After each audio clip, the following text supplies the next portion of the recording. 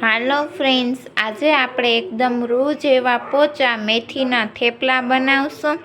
એના માટે મેં કઢાઈ ગરમ કરવા મૂક્યું છે। કઢાઈની અંદર મેં 2 ચમચી જેટલું તેલ ગરમ કરવા મૂક્યું છે। તેલ ગરમ થાય એટલે મેં 1 કપ જેટલી ફ્રેશ મેથી લઈ લીધી છે અને 2 વખત મેં ચોખ્ખા પાણીથી ધોઈ લીધી છે। હવે આપણે આ મેથીને સતત હલાવ્યા કરવાનું છે।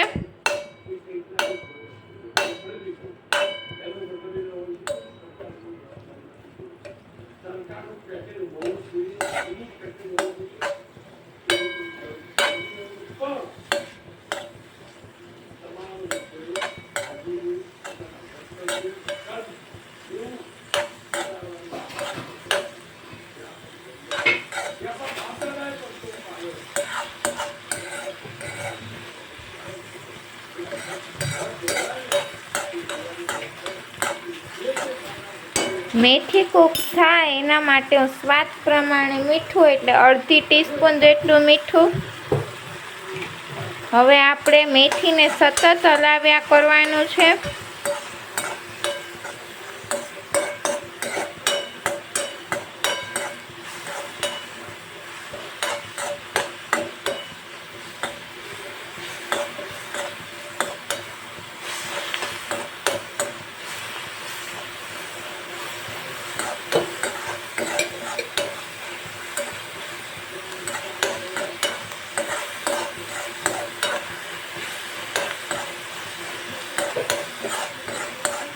મેથીને આપણે થોડુંક ચડવા દેવાનું છે, ત્યાં સુધી આપણે એને સતત હલાવ્યા કરવાનું છે।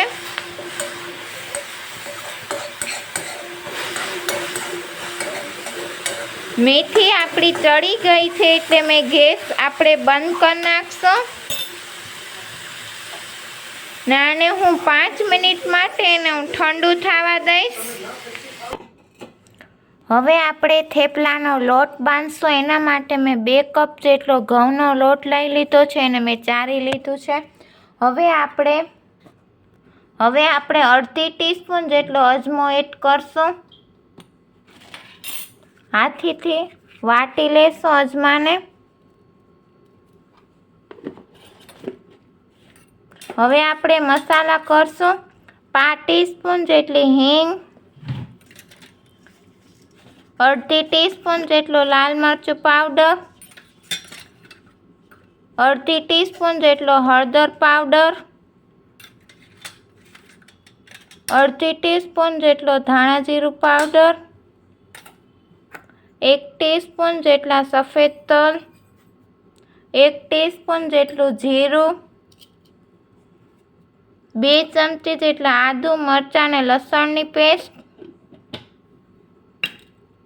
અડધી ટીસ્પૂન જેટલું મીઠું એટલે સ્વાદ પ્રમાણે મીઠું,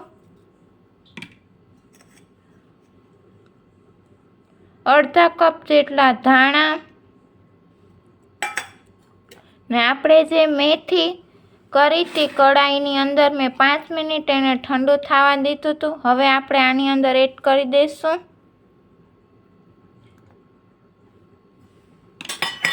અને 2 ચમચી જેટલું દહીં નાખવાથી આપણા રૂ જેવા પોચા થેપલા બને છે। હવે આપણે બધું જ મિક્સ કરી લઈશું।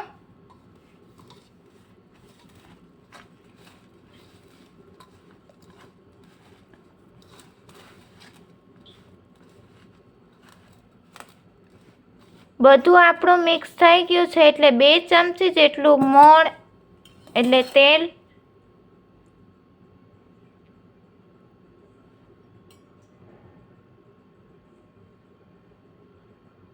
હવે આપણે બધું જ મિક્સ કરી લઈશું।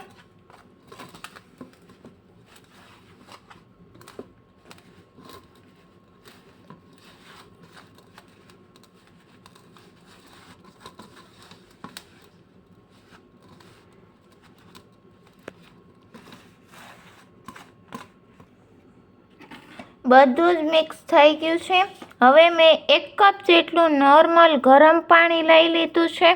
આમાં હંમેશા આપણે ગરમ પાણીનો જ ઉપયોગ કરવાનો, તો રૂ જેવા પોચા આપણા થેપલા બનશે। થોડું થોડું આપણે પાણી એડ કરતા જશું અને લોટ બાંધતા જશું.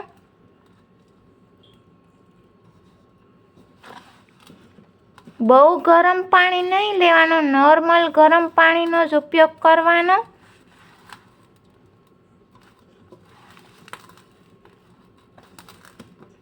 આવી રીતે આપણે લોટ બાંધી લેશું. ને હંમેશા આપણે થેપલાનો લોટ બહુ કઠણ લોટ નહીં બાંધવાનો, થોડોક સોફ્ટ લોટ બાંધવાનો. તો એનાથી આપણા થેપલા બહુ જ પોચા અને રૂ જેવા બનશે. આપણો લોટ બંધાઈ ગયો છે ને આવો જ મીડિયમ સોફ્ટ લોટ બાંધવાનો. ને 1 કપમાંથી મારું 3 ચમચી જેટલું જ પાણી વધ્યું છે, બાકીનું પાણી મારું વપરાઈ ગયું છે. હવે આને હું ઢાંકીને 10 મિનિટ માટે હું એને રેસ્ટ આપીશ. 10 મિનિટ થઈ ગયું છે. હવે આપણે મીડિયમ સાઇઝના લુયા બનાવી લેશું. આવી રીતે આપણે લુયા બનાવી લેવાના છે. હવે આપણે આ લુયાને અટામણમાં બોરી લેશું. ને હવે આપણે પાટલા ઉપર રાખીને મીડિયમ સાઇઝનો એને વણશું.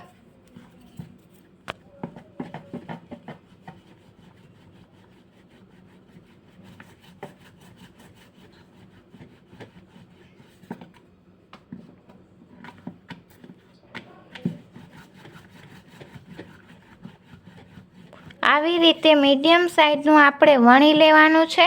આપણું આ થેપલું વણાઈ ગયું છે. આવી રીતે એને મીડિયમ કન્સિસ્ટન્સી રાખવાનું છે. આવી રીતે બધા જ થેપલા પહેલાં હું વણી લઈશ. હવે મેં એક લોઢી ગરમ કરવા મૂકી દીધી છે. લોઢી ગરમ થાય એટલે આપણે થેપલું એડ કરી લઈશું.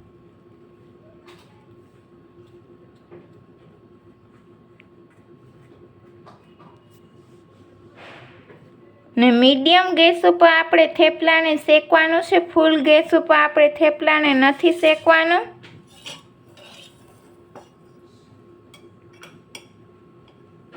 હવે આપણે સાઈડમાં તેલ લગાવી લેશું.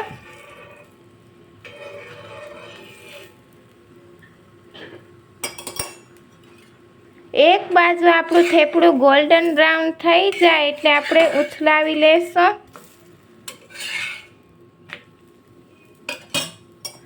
હવે આપણે એના ઉપર 1 ટીસ્પૂન જેટલું તેલ લગાવી લેશું.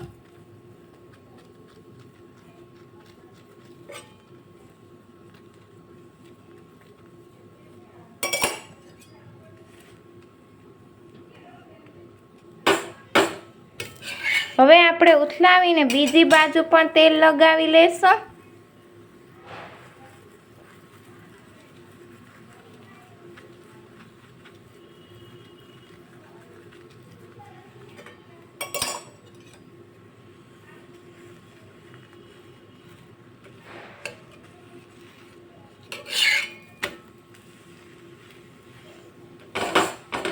આપણા થેપલા બે બાજુ ગોલ્ડન બ્રાઉન થઈ ગયા છે એટલે હું એક પ્લેટમાં કાઢી લઈશ. આવી રીતે હું બધા જ થેપલા હું કરી લઈશ. પહેલાં